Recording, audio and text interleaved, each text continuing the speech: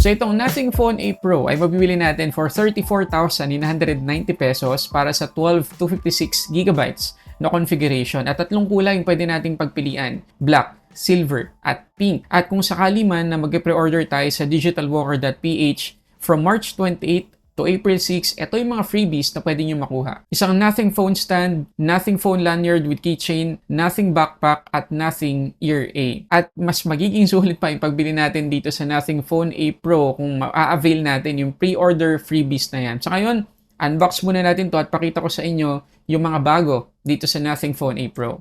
So, makikita ninyo yung itsura at design ng box itong Nothing Phone A Pro ay halos walang difference dun sa previous generation. So again, yung nandito sa atin ay yung silver color. Meron lang tayong pupunitin na maliit na paper dun sa likod para ma-open natin. At once ma-open na natin, makikita natin yung document sleeve na merong case, meron tayong cable, meron tayong SIM ejector, at documentations. At ito na yung ating Nothing Phone A Pro na nakabalot sa paper. Sobrang ganda guys, napakalinis tingnan nitong silver. Pero kahit anumang kulay yung piliin natin, for sure, magugustuhan natin yung itsura nitong Nothing Phone A Pro. So ilang araw na rin nandito sa akin itong Nothing Phone A Pro, kaya marami-rami na rin akong information at data na gusto kong i-share sa inyo ngayon. Umpisahan siguro natin sa design. So meron tayong aircraft grade aluminum unibody design dito sa Nothing Phone A Pro. So ibig sabihin, yung kanyang frame or yung gilid niya, itong likod ay aluminum. So makikita ninyo mas premium yung itsura niya, yung feels niya, at malinis talaga, hindi kagaya before na ang daming glyph interface design dito sa likod or circuit board design, kung ano man ang tawag nila doon, dito sa likod. Pero ngayon, ang linis na talaga at nasa isang camera platoon na lang. Hindi lang yung camera, pati na rin yung glyph interface. So para sa akin, sobrang ganda nung ginawa nilang changes or updates sa design dito sa Nothing Phone A Pro. At for sure, ganito na rin yung makikita natin design sa paparating na Nothing Phone 4. At minake sure talaga ng Nothing na magiging useful sa atin yung glyph interface ngayon.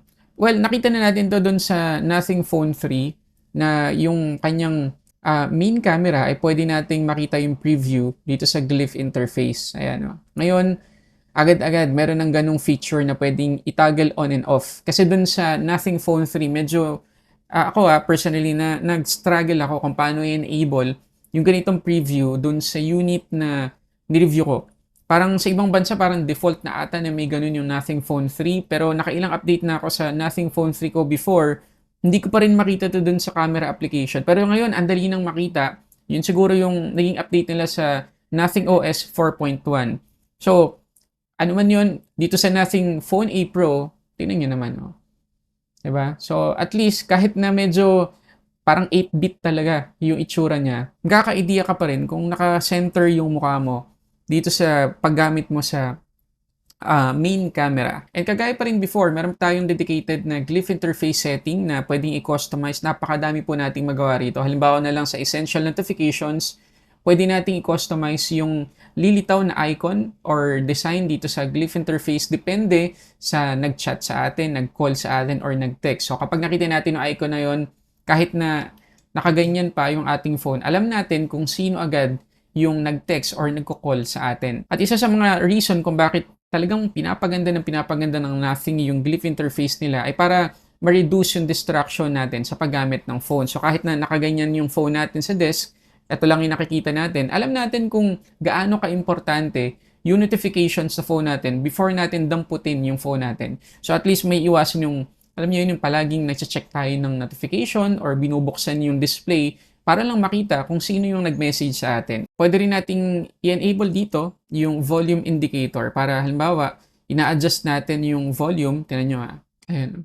Diba? Gumagalaw din yung glyph interface. So nakikita natin agad ayan, kung gaano kalakas yung ating volume kahit pa hindi natin tingnan yung display. At for sure sa mga paparating na Nothing OS updates, marami pa tayong magagawa or maidadagdag na feature dito yung Nothing para mas ma-utilize natin yung glyph interface. Kasi ang laki talaga ng possibility nito, ang laki ng potential niya sa iba't ibang mga apps. Pagdating naman sa ingress protection, naka IP65 na po tayo dito sa Nothing Phone A Pro. So ibig sabihin meron tayong dust and water resistance or protection dito Pero hindi ibig sabihin na pwede na natin tong ilublob sa tubig, guys. Ano lang yon, talsik-talsik lang ng tubig, ulan, ganyan, o kaya yung mga konting alikabok sa mga pupuntahan natin. At napansin ko lang dito sa default wallpaper ng mga Nothing phone ngayon, yung phone 4A at saka itong 4A Pro, hindi ko alam kung nag-hint sa atin yung Nothing na may paparating silang folding phones. Kasi tingnan nyo ito yung default wallpaper nitong 4A Pro. Kita ninyo yung kapansin-pansin na guhit sa gitna. So parang flip. Ewan ko siguro gagawa sila ng ganung phone nila. Nothing flip. Tapos ito naman yung default wallpaper ng Nothing Phone 4A. May hati naman sa gitna. So, meron bang sinasabi sa atin dito yung Nothing? Comment kayo dyan. At good news, meron tayong eSIM support dito. So, pwede tayong mamili kung dalawang nano SIM or isang nano SIM plus isang eSIM or dalawang eSIM. At para po sa mga curious, sobrang ganda po ng haptics dito sa Nothing 4A Pro. So, I suggest wag niyo pong i-disable. Maganda rin guys yung quality ng kanyang stereo speaker. So, meron tayong speaker. Ito yung main dito sa ilalim. Tapos, meron tayong secondary speaker dito naman sa kanyang earpiece.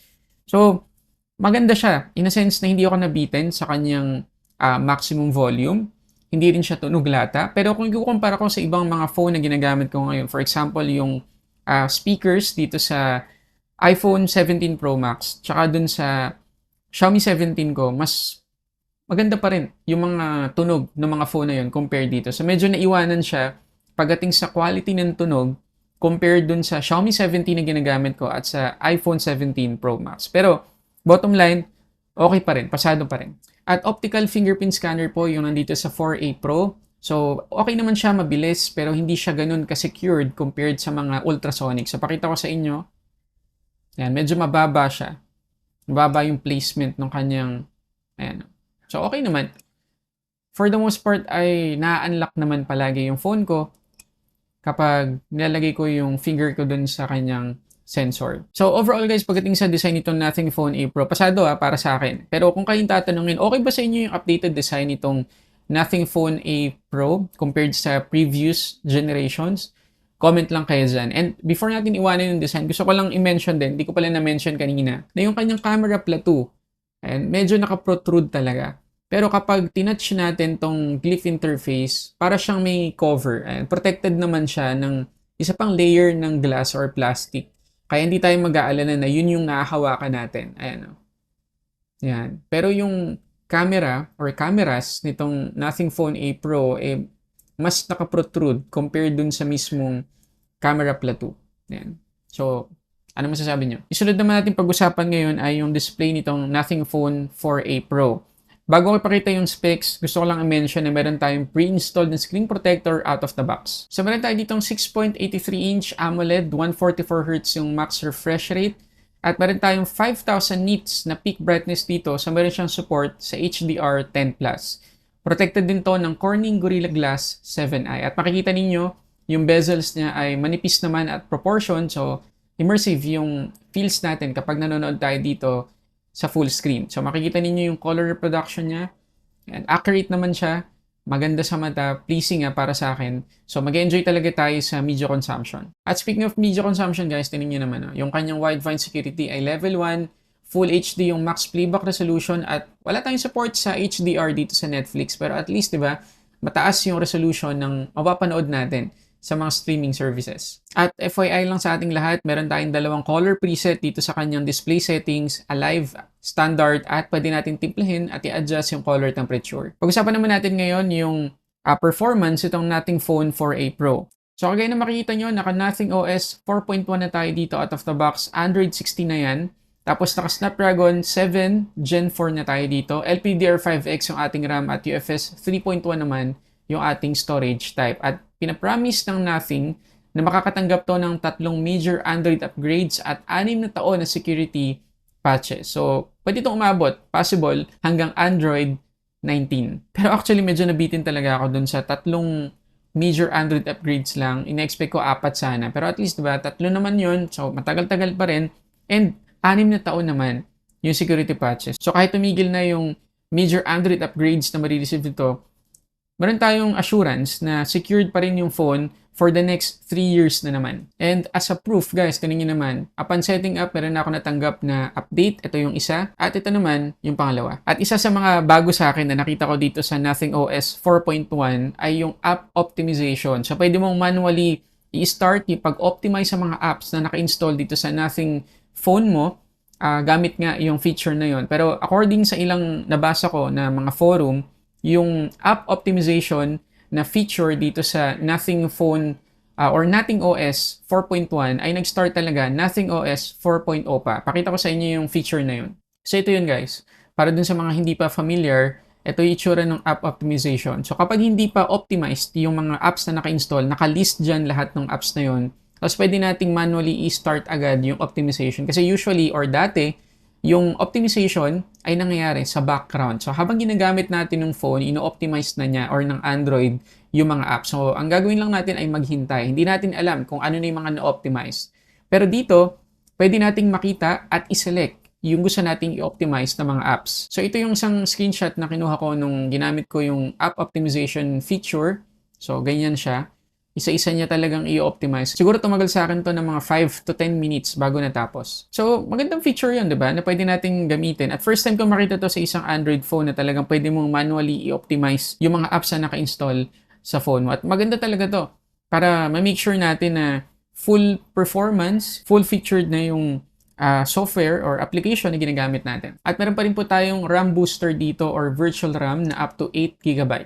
At ito yung Antutu score kapag hindi natin ginamit yung RAM booster, 1,414,331. Pero kapag ginamit natin, tumaas pa po yung score na nakuha natin, 1,473,134. So kung bitin pa tayo dun sa 12 GB na internal RAM nitong Nothing Phone 4a Pro, pwede nating i-on yung RAM booster. Pero hindi ko nire-recommend na gamitin natin palagi yun kasi ang laki na ng 12 GB. Pagdating naman sa wildlife stress test, makikita ninyo yung kanyang battery consumption, 5% lang inabawas pagkatapos ng test at nadagdagan lang tayo dito ng 16 degrees. So, goods yung battery consumption, okay din yung thermals nitong phone na to. Ngayon pagdating sa gaming, dito sa Racing Master, pwede siya sa ultra high setting. Tapos yung resolution, HD, motion blur high, so lahat tayo nakasagad dyan. Pero yung kanyang FPS or gameplay ay hanggang 60 FPS lang talaga. Pero may ibang apps na supported yung 144 FPS na gameplay. Depende na lang kung talagang meron tayong ganun. Pero for the most games na pwede sa mga high FPS na gameplay, 120 Hz yung palaging na-enable kapag yun yung ginagamit kong mga game. So 120 FPS yung sagad na na-experience ko dito. Pero again, pwede daw, according to Nothing, yung 144 FPS na gameplay. Pero pagdating sa mismong gameplay guys, wala na akong masabi. Napaka-smooth naman niya. And hindi ako nakaka-feel ng alarming hit kahit ilang minutes na ako naglalaro dito sa phone na to. So maasahan nyo naman yung performance itong Nothing Phone 4a Pro pagdating sa mga ganitong scenario. Kung mag-games talaga tayo. Although hindi naman to gaming phone, tandaan natin yon. So hindi pa rin siya capable dun sa mga sobrang AAA games talaga or mabibigat na games sa market ngayon. Pero kung gusto natin ng mga casual gaming, hindi tayo magkakaroon ng issue dito sa Nothing Phone 4a Pro. Ngayon pag-usapan natin yung camera nitong 4a Pro. So, ganyan yung setup niya. Pero keep in mind lang guys na nag-iba lang yung setup dito sa Pro. Pero dun sa 4a non-Pro, iba din yung setup pero same na same yung specs ng camera na makukuha natin. Pero focus muna tayo dito. So, meron tayo dito ang 50 megapixels f1.9 na merong OIS na main shooter. Meron tayong 50 megapixels f2.9 na merong OIS ulit na periscope telephoto camera na merong 3.5x optical zoom at 8 megapixels f2.2 na ultra-wide camera. Yung selfie camera naman, 32 megapixels. So, pakita ko sa inyo ngayon ng mga sample photos at videos. Enjoy!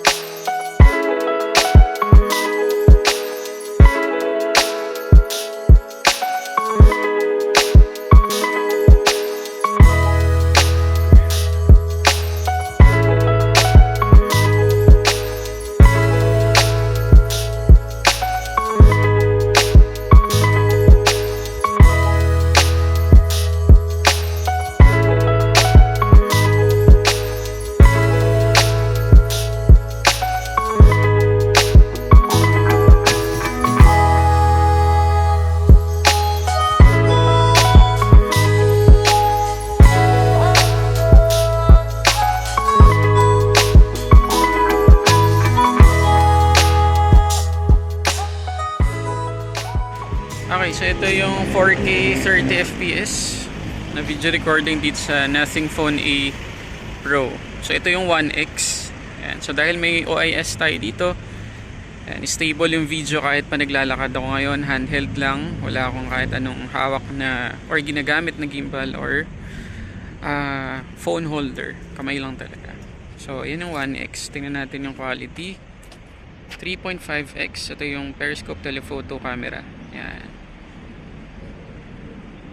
Okay, tingnan natin kung pwede pa tayong mag digital zoom. So pwede hanggang 7x. Yan, yun ang quality ng 7x. 1x. Okay. So ito ulit yung stabilization. Ano tayo ulit.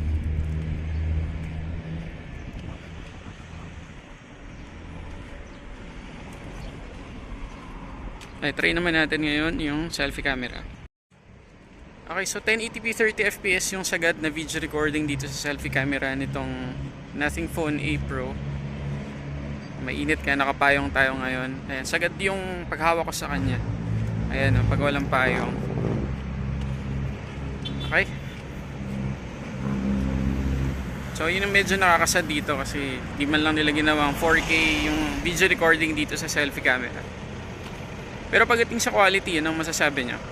At last but not the least ay yung kanyang battery. So meron tayo ditong 5080 mAh na capacity na 50 watts yung charging speed at merong 7.5 watts na reverse wired charging. Okay, so na-post ko na to before sa Facebook page ng Solitech Reviews na ngayong 2026 hanggat maaari, huwag tayong magka-purchase ng phone na less than 6,000 mAh yung battery capacity. Kasi nga, mahalaga sa ngayon na maging practical tayo at mas mataas or the bigger the capacity, the better. Lalong-lalo na pagdating sa battery health. Pero dito sa Nothing Phone 4A Pro, medyo na-disappoint ako na hindi man lang sila umabot ng 6,000 or kahit man lang 5,500. Although, yung India version nitong Nothing Phone 4A Pro ay naka 5,500 mAh. Pero dito sa global, itong unit na hawak ko ngayon ay 5,080 mAh lang. So, medyo mag-iisip talaga ako kung marirecommend ko tong phone na to for the longevity, no? Pero considering na almost stock Android yung experience natin dito, halos walang bloatwares, hindi kagaya ng ibang mga brands ngayon na mataas yung battery capacity pero sobrang daming tumatakbo sa background. Eto, hindi ganun. Konting-konti lang yung tumatakbo sa background nitong phone na to. At pakita ko sa inyo yung SOT na nakuha ko. Eto guys, ito yung unang SOT sa PCMark na nakuha natin. 16 hours, 16 minutes. Not too bad, pero not too good din. Hindi siya impressive, pero okay lang. 16 hours, ma-assure na natin na maglalast itong phone ito sa isang charge for the whole day. Meron pa tayong 20 or 15% na matitira if ever man na mabigat yung paggamit natin sa phone or nakadata tayo all day. Pero ang ginawa ko guys ay ginamit ko yung app optimization. So itong nakikita nyo ngayon ay hindi pa naka-optimize yung mga apps. So, in-app optimization ko, lahat ng apps na naka-install at inulit ko yung PCMark test. At tingnan nyo yung result. 17 hours, 22 minutes. So, almost or more than 1 hour po yung nadagdag sa SOT nung in-optimize natin yung mga apps. So, ganun kaganda yung feature na yon dito sa Nothing OS. So, yung 17 hours, 22 minutes, okay na po talaga yan na SOT para tumagal sa atin yung phone ng isang buong araw or maybe more than a day. Depende talaga sa paggamit natin. So, okay na siya na SOT. At rest assured na dahil napakadami pong software support or software updates na ma-receive itong Nothing Phone 4A Pro, mag-i-improve pa yung SOT natin. Pagdating naman sa charging, 2% hanggang 100%. Na-charge ko lang to for 1 hour and 18 minutes. Not bad. So, lahat guys, sa mga gusto kong i-share tungkol dito sa Nothing Phone 4A Pro, so, medyo nakakabulol pa rin. At abangan nyo yung separate nating video para naman dito sa non-pro version. So, inuna lang natin tong 4A Pro kasi mas excited talaga ako dito sa phone na to compare dito. So, totoo lang dahil primarily dun sa glyph interface na updated. Sobrang ganda talaga. Napaka-useful ngayon compared before. So, ano masasabi nyo dito sa Nothing Phone 4A Pro? At if ever man na gusto nyo na itong orderin at i-avail yung pre-order promo ng Digital Walker dito sa 4A Pro, pwede nyo i-click yung link dyan sa description box. sa baba. And again, maraming salamat sa Digital Walker kasi sila po yung nagpadala ng unit na to sa atin. So muna guys, maraming salamat sa panonood para sa samot-saring unboxing and reviews. This is Sulit Tech Reviews.